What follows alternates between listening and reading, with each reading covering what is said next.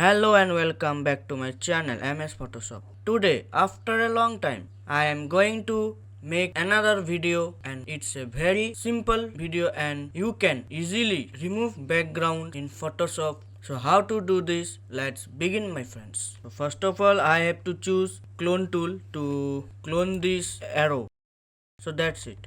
And now you have to simply click on eraser option, and now right click on eraser option and simply you have to click on magic eraser tool. So see the magic.